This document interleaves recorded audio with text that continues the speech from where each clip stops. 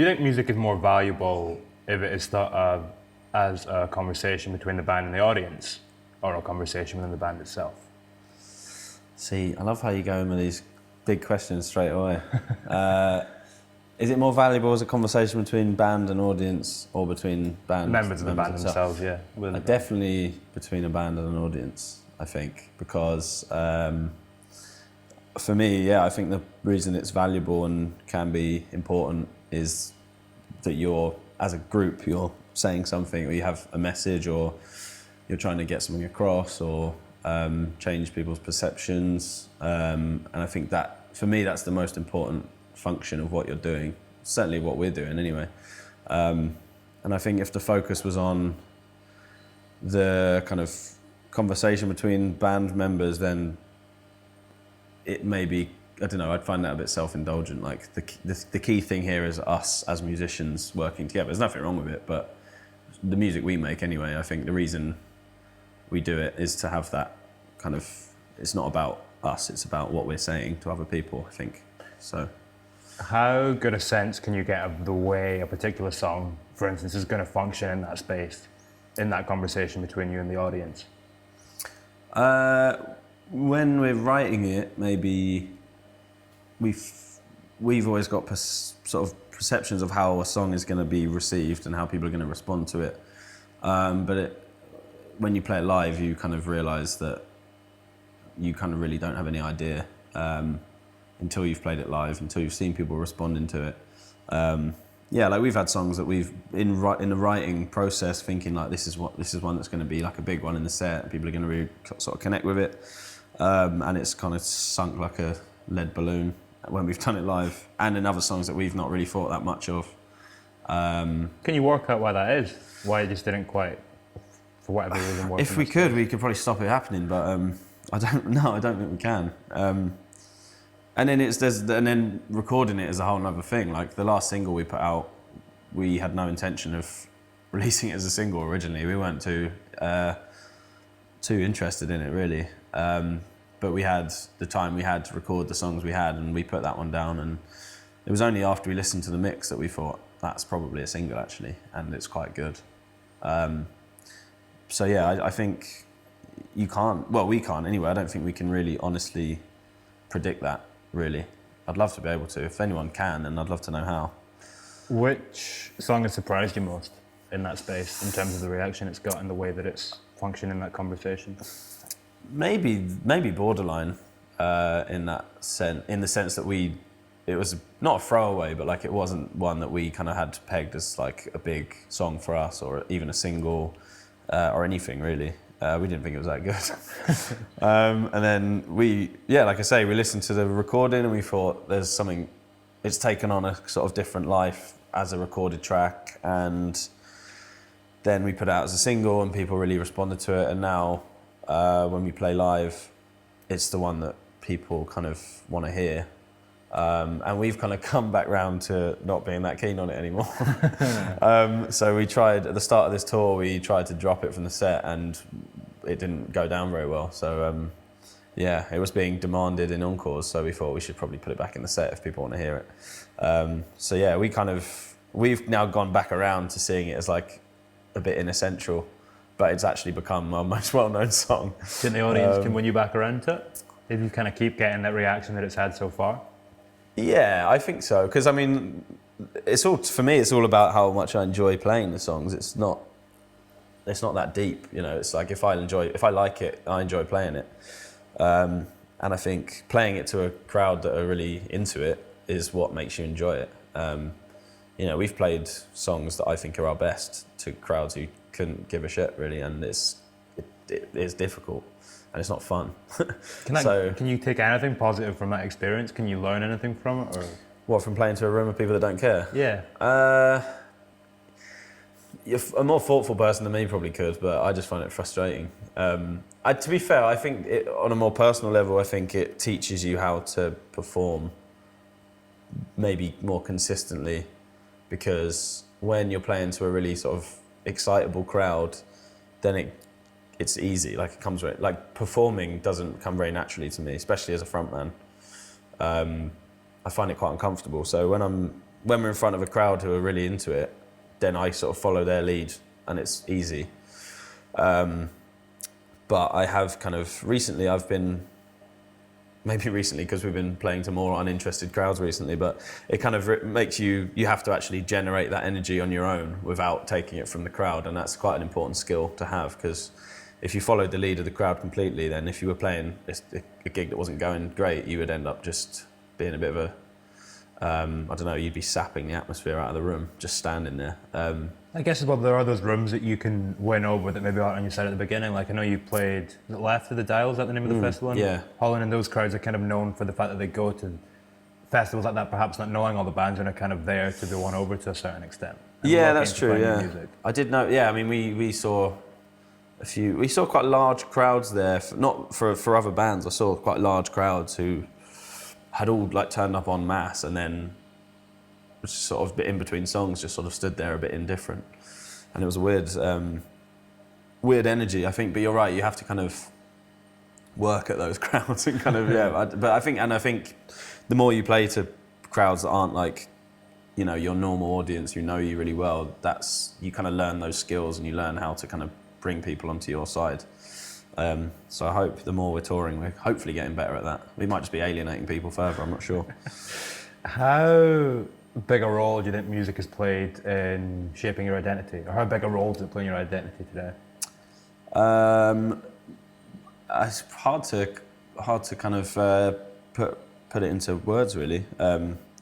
Without sounding corny, it's kind of the most important part of my identity, I would say. You know, it informs like, previously it has sort of been a gateway into sort of politics, and it informs the way I dress, and it's kind of, so all the most important things, politics and clothes. It's definitely informed those more than anything else, I would say. And I think it's probably the first thing I was ever kind of seriously into was music, and that kind of remains. But I think my way into it was slightly different, like, because I was never in a band before Italia 90, and I was always like a real kind of anorak, like collector of music and listener of music, and like just like knowing all the sort of useless information and trivia and stories and stuff, but never actually making music myself. And the longer that went on, and all of my friends were starting bands, and I wasn't, I'd basically convinced myself that I wasn't someone who could be in a band. Like I didn't have what it took, either in terms of technical skills and any kind of, I don't know, charisma, I guess. So I kind of decided, I was like, okay, well, I'm the guy who's friends with everyone who's in the bands, and I know all the bands, but I'm never in a band myself. So even in that sense, I was like, there's kind of figures within this music, like that's maybe within a scene that aren't members of any bands. They're the sort of weirdos that people try and shake off at gigs, and I was like, well, that's me then, I'm one of those guys. Luckily I was wrong and ended up being in Italia 90, but yeah. What changed in your, like what was it that allowed you to kind of change your mindset so that you could be in a band?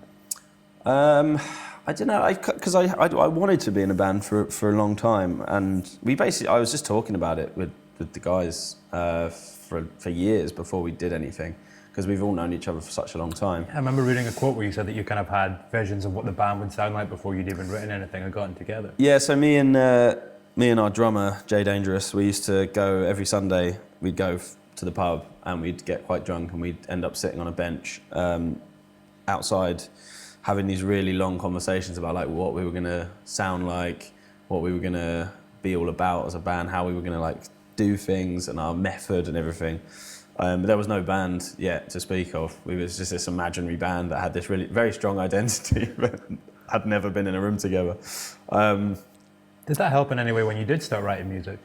It probably did, yeah. I feel like we'd kind of laid a lot of the groundwork, and we'd kind of created this, I guess, like group identity before ever.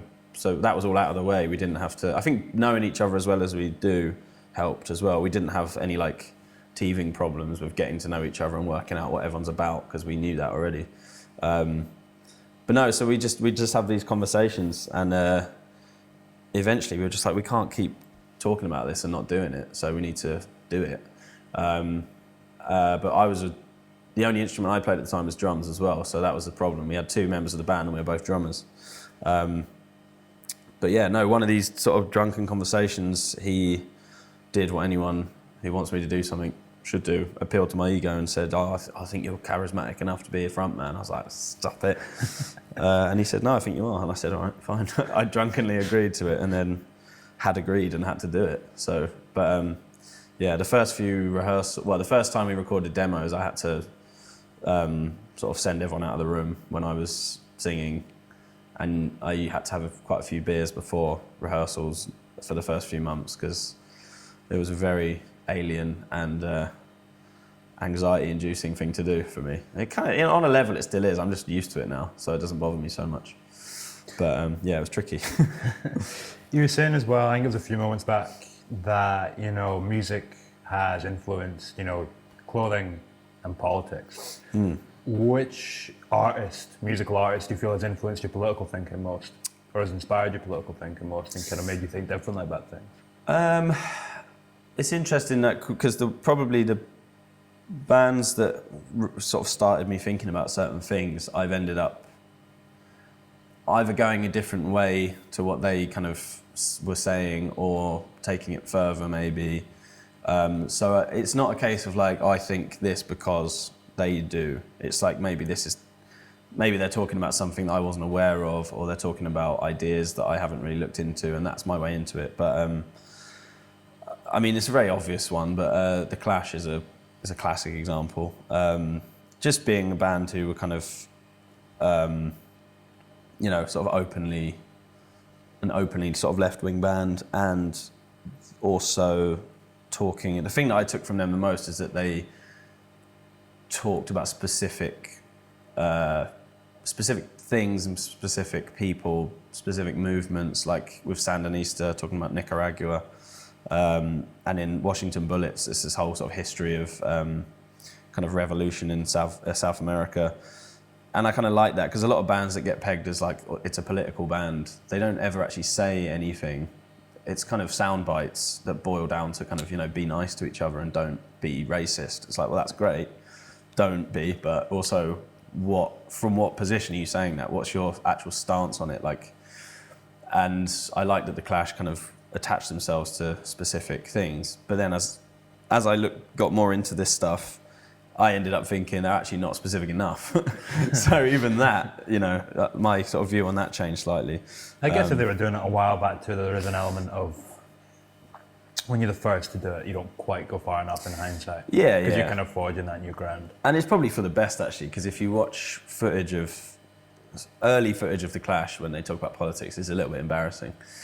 It's a bit sixth form, There's not really much sort of real understanding of the issues at hand, but they managed to crystallise that into something that was quite meaningful in the music. I think maybe that came a bit later. So yeah, and Crass was the other one, I think, who I think that's when Crass for me were important, in that they were explicit about what political point of view they were speaking from.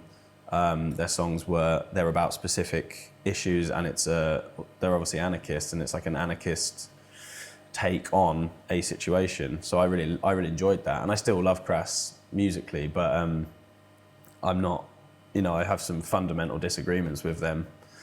I'm not an anarchist, and I have kind of, the classic left infighting disagreements with some of the stuff some of the positions that they took, but I still love them as a band. It's not like, I don't think that, they're speaking from the right side. It's just I have personally, I don't agree with everything they said. Which is perhaps an attitude that's maybe a little bit lacking in the kind of general sphere. Possibly, yeah. It's not a case of like, my personal politics have developed to be different to theirs, therefore there's no value in what they say and I don't want to listen to them anymore. That's not, I think healthy disagreement based on genuine kind of analysis is important. It's always interesting to trace back the thought pattern as well. They kind of led them to get to where they're at. And also, it's the classic thing with, we don't disagree on the issue, don't disagree on why it's an issue, and don't even disagree on the cause of it, but we disagree on how to deal with it, which that's not a kind of, I don't think that's an insurmountable difference between people. If we agree on everything up to what should we do about it, then I think that's you're still on the same side essentially. You know what I mean? So yeah, I think that was. And then there's no. I don't think there's any bands really that I knew of. Maybe that I've come into recently, but maybe no bands that were sort of completely aligned with where I've ended up. But there were certainly bands that helped me along that way. So yeah. Last time we spoke to, Borderline had come out, but it wasn't the vinyl with the B-side yet. In terms of Declare, how do you see it complementing that song? How do you see it relating to it? And what do you feel like you're writing against for that track? I think it complements it well because Borderline's probably our poppiest song. It's got that riff. Yeah, it's got the riff. And that's probably why we were a little bit ambivalent about it because we're like, I don't know, is it a bit too poppy? But that was also the reason it was an obvious single. So we kind of thought, well, Declare at the time was much more where we wanted to be. That's what we were interested in doing, that sort of stuff. So it was kind of the natural choice for the B-side. It's a nice contrast because it's not poppy at all. But also for us, it's like, that's the real gem on that single is the B-side. But we've got to put Borderline on the A-side because more people are going to listen to it because it's easier to listen to. But so I think it's nice because it's kind of like it's kind of an accurate snapshot of where we were at the time because it was like, you know, at that time this is what we're doing on the more accessible end, this is what we're doing on the slightly more challenging end, I suppose, and somewhere in that spectrum is where we wanted to kind of explore more. In terms of what the song's about. What do you feel like you were writing against with that track? That song was, what was it? It was about this kind of apathy about lots of issues when they are affecting when they're affecting the right people, I suppose, who are supposed to be affected by certain issues. And then there's this sudden sort of pearl clutching that happens when it starts affecting people it isn't supposed to affect. And I think it was when there was this suddenly talk of this sort of knife crime epidemic in London, and every newspaper was like covered in these like horror stories of knife crime. And I remember really clearly the week that became a thing, that there was this horrendous scourge of knife crime that needed to be solved, was when two white kids got stabbed, basically. And it was like, well, I wonder why people are suddenly up in arms about this. And, you know, the issue you're talking about has existed for a long time. There are a lot of reasons why it exists, but it's disproportionately affected non-white people basically up until this point. And then there was this real almost outrage, like, hang on, this isn't supposed to affect us. Like, so, yeah, and it was just about that, like this kind of energy that people can summon about something which is completely absent until it is affecting them directly or people like them. Just found it quite frustrating. So it was one that was written quite quickly actually, because it was one of the ones I just see something and I just get annoyed and then just go and sort of almost stream of consciousness against this idea that I've taken against. And then that was it. It was there. And it was a lot more wordy. This usually happens with our songs, that the lyrics are written, they're sort of full sentences, but then because the music is then written and have to sort of put the lyrics onto the music, I end up having to take words out. I think it's become like quite a recognizable style, but it was never a deliberate thing. It's like these kind of like all this like repetition and like one word lines, kind of all that stuff. That is always because that was the key word in a sentence and everything around it had to be taken out for it to fit. But it's good. I think it's a nice way of working because it makes you kind of think, what is the key idea here? What's the key word? And can I get the same point across by just saying that word or just saying two words rather than kind of over-explaining? And the audience kind of fill in. Yeah, I hope so. I mean, if I do it well enough, people will still get where I'm coming from. I suppose people are always going to have different interpretations, but I think we still tend to get the point that we're trying to make across without, sort of laying it on too thick, I think, which is good. Because as much as we want to say something, I'm not a fan of kind of being too on the nose. We try and avoid that a lot, actually. We're quite keen on not beating you around the head with what we're trying to say. We hope it sort of comes through in the rest of the song. I mean, kind of speaking of that, you were talking as well about when we look at Borderline and the B-side, there is the popular side to the band and very much the other side of the coin. Where do you feel you're at in relation to that now as a group, in terms of where the sound is and what you're creating at the moment? Probably more towards the less poppy side, I would say. We've written our album is written, so we're recording that soon, and we were kind of spent quite a while writing it, and we were kind of like, right, we've got that song, we need this song, and we tried to kind of do it like that, like types of songs. We're like, we've covered that. Let's have, because we're very keen not to do the same thing for a whole album or a whole set. And we kept coming back and being like, let's write, it's, you know, only half serious, but like, let's write another New Factory. And it's hard. It's not easy. And it makes you realise that's not where we're at, like, writing-wise. We're not writing songs like that anymore. I wish we bloody were, but it was interesting, like, starting with a really clear idea about we're writing this song now, and then it just became something else. Jesus Christ!